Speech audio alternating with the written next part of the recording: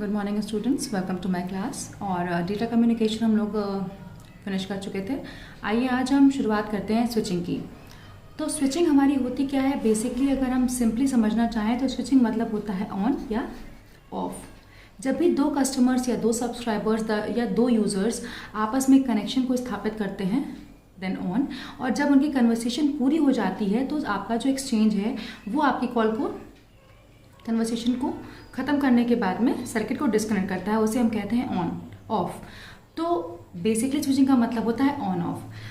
ये अगर हमारा टेलीफोन एक्सचेंजेस हैं और हमारे U1, U2, U3, U4 और U5 सब्सक्राइबर्स हैं, तो अगर at a time subscriber U5 subscriber U3 से कन्वर्सेशन करना चाहता है या कन्वर्सेशन में आना चाहता है, तो उस समय पे इस यूज़र 5 के डिमांड पे इस यूज़र 3 से कनेक्शन के स्थापित होना और तब तक के लिए स्थापित रहना जब तक कि इनकी बात कंप्लीट ना हो जाए या यूज़र 5 ये ना कहे कि अब कॉल को डिस्कनेक्ट करना है, तब तक के लिए इस एक्सचेंज को उन्हें कनेक्शन प्रोवाइड करना है।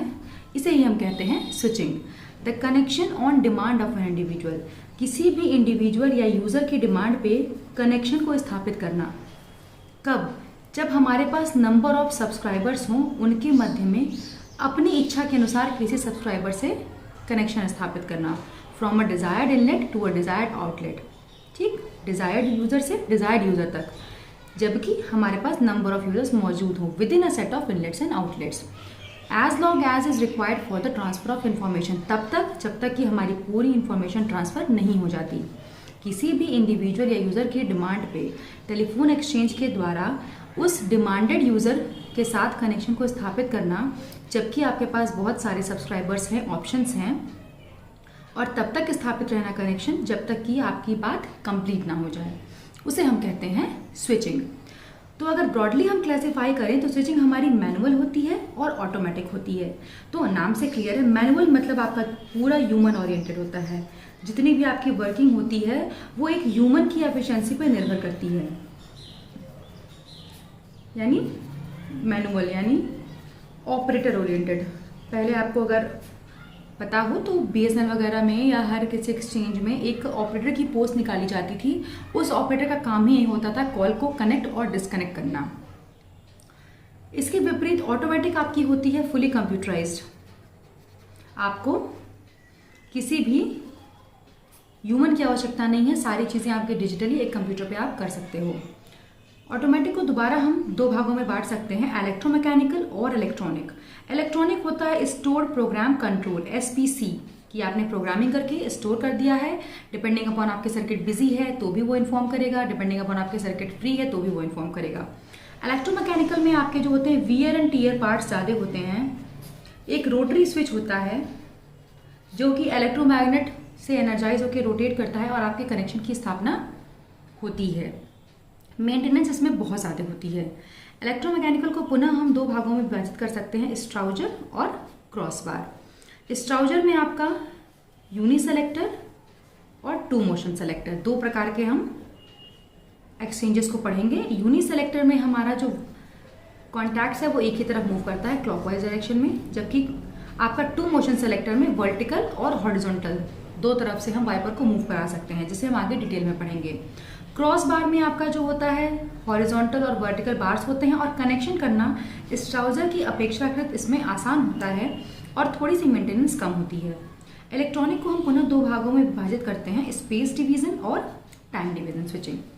चलिए अब बात करते हैं कि स्विचिंग सिस्टम का फंक्शन क्या है। जैसा कि मैंने आपको बताया कि स्विचिंग सिस्टम आपके इंडिविजुअल के डिमांड करने पर कॉल की स्थापना करती है। अब इस कॉल की स्थापना या कॉल की रिक्वेस्ट से लेकर अंततः क्या होता है वो सारी प्रक्रियाएं आपकी स्विचिंग सिस्टम हैंडल करती है।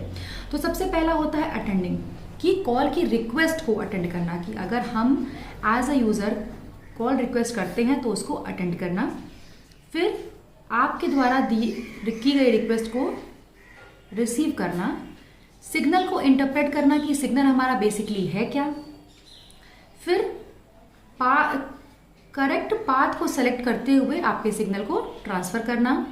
अब पाथ सेलेक्ट होने के बाद रूट सेलेक्ट करना कि आपकी शॉर्टेस्ट पॉसिबल रूट क्या है, SPR, शॉर्टेस्ट पॉसिबल रूट क्या है जिसके द्वारा हम ईजिएस्ट वे में अपने डेटा को ट्रांसफर कर सकते हैं या कनेक्शन को स्थापित कर सकते हैं।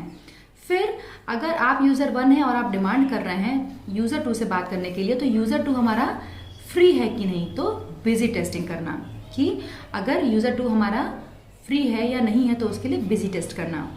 फिर जब सब चीज़ें चेक हो जाएं तो पाथ को इस्टेब्लिश कर देना कि अब आपकी कॉल आप लगा सकते हो। फिर अलर्ट करना यूट्यूब को, उसके फ़ोन को रिंग करके अलर्ट करना। Then signal transmission. Signal transmission का मतलब है कि आपके अब सब्सक्राइबर सिग्नल्स को ट्रांसमिट इजीली कर सकता है।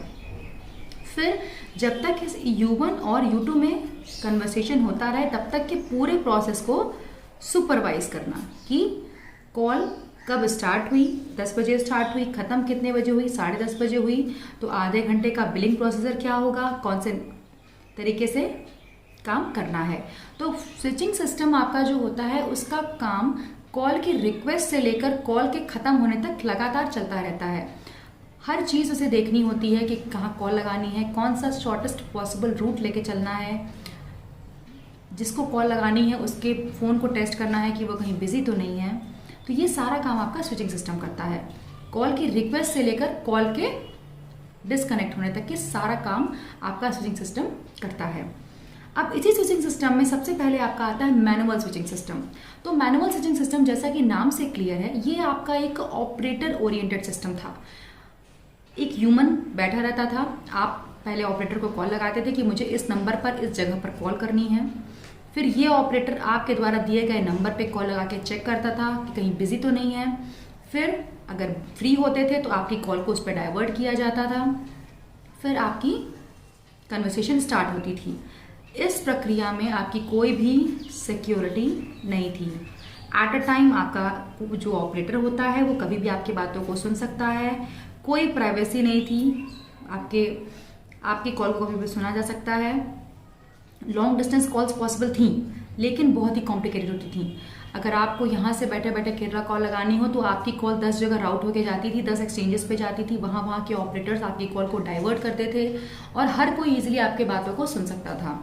तो प्रक्रिया पॉसिबल थी लॉन्ग डिस्टेंस कॉल की, बट बहुत ही टिपिकल प्रक्रिया थी।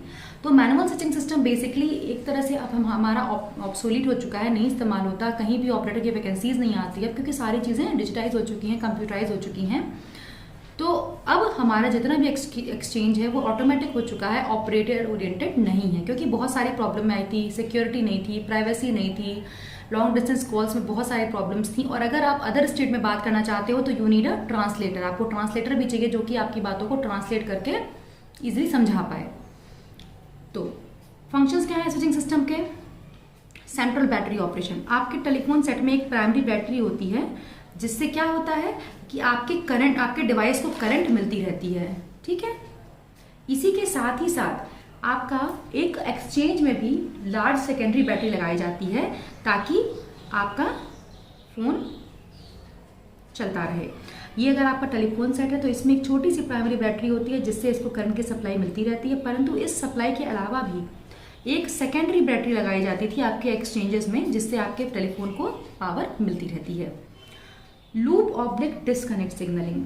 तो जैसे कि आपका फ़ोन है और फोन आपका यूँ क्रेडल पे रखा, ये आपका क्रेडल है, ये आपका फ़ोन सेट है। तो अगर ये क्रेडल आपका इस पे रखा हुआ है तो ये हुआ आपका on hook state. On hook मतलब कि आपका फ़ोन का हैंडल इस पे रखा हुआ है तो कोई भी करंट नहीं फ्लो करेगी, ठीक है। लाइन आपकी डिस्कनेक्ट है, परंतु जैसे ही आपका जो फ़ोन है वो आपने उसका क्रेडल उठा लिया तो ये हो गया ऑफ हुक, मतलब इस हुक से हटा हुआ, ये हो गया आपका हुक। अगर इस पे रखा है तो ऑन हुक यानी कोई करंट नहीं फ्लो करेगी, लाइन आपकी डिस्कनेक्ट रहेगी।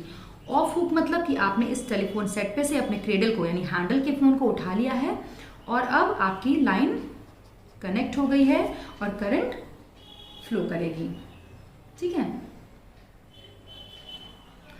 नेक्स्ट आपका आता है बिजी टेस्ट। बिजी टेस्ट करने का मतलब ये है कि अगर आपने एज ए यूज़र 1 कहा कि मैं यूज़र 2 से बात करना चाहता हूँ तो सबसे पहले यूज़र 2 की बिजी टेस्ट की जाएगी कि अगर आपको यहाँ कॉल लगानी है तो ये यूज़र कहीं बिजी तो नहीं है।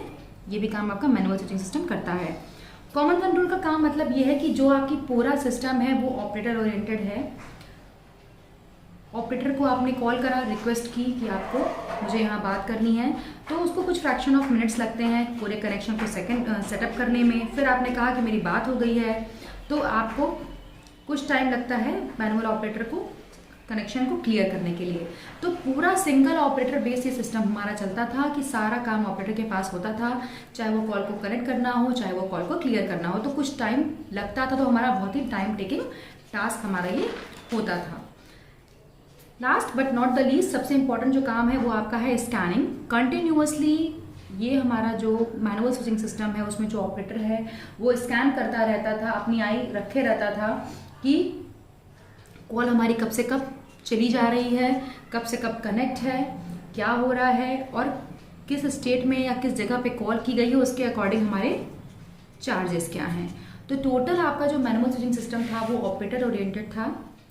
प्राइवेसी नहीं थी, सिक्योरिटी नहीं थी, एक सिंगल हैंडेड हमारा काम होता था।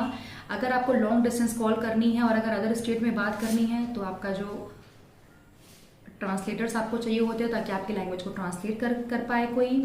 लॉन्ग डिस्टेंस कॉल पॉसिबल थे पर बहुत लंबी चेन ऑपरेटर्स की आपको मिल जाती थी। प्लस टाइम टेकिंग टास्क था हमारा। आपने कॉल रिक्वेस्ट की ऑपरेटर से, ऑपरेटर ने कॉल कनेक्ट किया, फिर आपने रिक्वेस्ट की डिस्कनेक्ट करने के लिए, तो फिर कॉल को क्लियर किया गया। और ऑपरेटर इसमें बहुत ही मेजर रोल प्ले करता था। तो ये हमारा थोड़ा सा ड्रॉबैक था इस स्विचिंग सिस्टम का कि हमारा टाइम टेकिंग टास्क था। तो इसीलिए हमने किस पे स्विच किया, हमने ऑटोमेटिक पे स्विच किया। ठीक है, अब भाई ये लिमिटेशन पढ़ लेते हैं इसकी। तो मैंने जैसा बताया कि जैसे सब्सक्राइबर्स की संख्या बढ़ती जाएगी ऑपरेटर के ऊपर लोड बढ़ता चला जाएगा, एफिशिएंसी बट ऑब्वियस है वो कम होती चली जाएगी। पहले अगर हमारे एक्सचेंज में केवल 3-4 सब्सक्राइबर्स थे तो सब्सक्राइबर की संख्या अगर बढ़ती चली जाती है तो एट ए टाइम बहुत सारे यूजर्स कॉल की डिमांड कर सकते हैं। तो आपका जो ऑपरेटर होता है उसके पास बहुत सारा वर्कलोड बढ़ जाता है, नंबर ऑफ ऑपरेटर्स बढ़ जाते हैं, फिर हमारा काम दूना हो जाता है और कॉम्प्लिकेशंस बढ़ने लगती हैं। लॉन्ग डिस्टेंस कॉल्स आपको जैसे मैंने बताया बहुत ही टिपिकल था क्योंकि नंबर ऑफ ऑपरेटर्स इन्वॉल्व होते थे, राउट होकर आपकी कॉल डिफरेंट एक्सचेंजेस से होकर जाती थी और बहुत ही टाइम टेकिंग प्रक्रिया थी। कोई प्राइवेसी नहीं थी, ऑपरेटर कभी भी आपकी बातों को ईजिली सुन सकता था, कोई सिक्योरिटी नहीं थी। अगर आप अदर स्टेट में बात करते हो तो यू नीड अ ट्रांसलेटर, आपको ट्रांसलेटर की भी आवश्यकता पड़ती है। इन सबके विपरीत जो स्विचिंग सिस्टम नेक्स्ट जनरेट हुआ उसका नाम था ऑटोमेटिक स्विचिंग सिस्टम। तो ऑटोमेटिक स्विचिंग सिस्टम आपका एक ऐसा स्विचिंग सिस्टम था जिसमें आपके ऑपरेटर्स की जो ज़रूरत थी वो ख़त्म हो गई। कोई ऑपरेटर की हमें इसमें आवश्यकता नहीं पड़ती है। ग्रेट डिग्री ऑफ प्राइवेसी थी हमारी क्योंकि सिस्टम पूरा ऑटोमेटिक था, डिजिटाइज और कंप्यूटराइज हो चुका था, तो सिक्योरिटी हमारी बढ़ गई थी। लैंग्वेज इंडिपेंडेंट था, आपको जहाँ कॉल करनी है आप सीधे बात कर सकते हो, आपको ऑपरेटर से रिक्वेस्ट नहीं करनी कि मेरे कॉल को इस नंबर पे कनेक्ट करिए या मेरी कॉल को डिस्कनेक्ट कर दीजिए। तो ऑटोमेटिक सिस्टम आपका फुली कंप्यूटराइज सेक्शन था जिसमें आपको कोई भी ऑपरेटर नहीं चाहिए, प्राइवेसी है और लैंग्वेज इंडिपेंडेंट था। दो प्रकार से हम इसको डिवाइड करते हैं मोटा मोटा, स्ट्राउजर और क्रॉस बार। तो जो हमारा स्ट्राउजर स्विचिंग सिस्टम था वो दो प्रकार का था, यूनी सेलेक्टर और टू मोशन सेलेक्टर। ठीक है, स्ट्राउजर में हमारे जो वियर एंड टीयर पार्ट्स थे, मैकेनिकल पार्ट्स थे, वो ज़्यादा थे। रोटरी स्विच बेस सिस्टम था हमारा और बार बार मैग्नेट को एनर्जाइज करना पड़ता था, डी एनर्जाइज करना पड़ता था, तब जाके हमारे बैंक ऑफ कॉन्टैक्ट्स पे कनेक्शन स्थापित होता था। तो ये हमारा एज कम्पेयर टू मैनुअल आसान तो था लेकिन फिर भी बहुत ही डिफिकल्ट प्रोसेस था। इसके विपरीत जो हमारा क्रॉस बार है उसमें हम हॉरिजॉन्टल और वर्टिकल बार्स लगाते हैं। उस बार्स को हम फिर बगल में मैग्नेट लगा देते हैं, ये वर्टिकल मैग्नेट, ये हॉरिजॉन्टल मैग्नेट। इन मैग्नेट्स को हम एनर्जाइज करते हैं और हमारा कनेक्शन इसी पे आराम से स्थापित हो जाता है। ये हमारी वर्टिकल बार्स, ये हमारी हॉरिजॉन्टल बार्स। पहले हम हॉरिजॉन्टल को एनर्जाइज करते हैं तो ये हमारी बार्स कुछ नीचे आती हैं, वर्टिकल को एनर्जाइज करते हैं तो ये बार्स कुछ नीचे आती हैं और हमारा कनेक्शन की स्थापना हो जाती है। तो अगर आप कंपेयर करेंगे तो स्ट्राउजर हमारा मैनुअल से तो बहुत बेटर था, परंतु अभी भी वेयर एंड टियर पार्ट्स बहुत ज़्यादा थे, मेंटेनेंस बहुत था, मैकेनिकल पार्ट्स बहुत थे तो मेंटेनेंस भी बहुत ज़्यादा करना पड़ता था। दो प्रकार से डिवाइड करते थे, यूनी सेलेक्टर और two motion selector. Crossbar में हमारा हॉरिजॉन्टल और वर्टिकल बार्स थे तो हमारा जो कनेक्शन था वो काफ़ी ईजी था और काम ईजिली से होता था एज कम्पेयर टू स्ट्राउजर। तो आई होप सो स्टूडेंट्स, आपको इतना आज का ये लेक्चर समझ में आया होगा। नेक्स्ट लेक्चर में हम स्ट्राउजर और क्रॉसबार को डिटेल में पढ़ेंगे। तब तक आप स्टे स्टडी कीजिए। Thank you.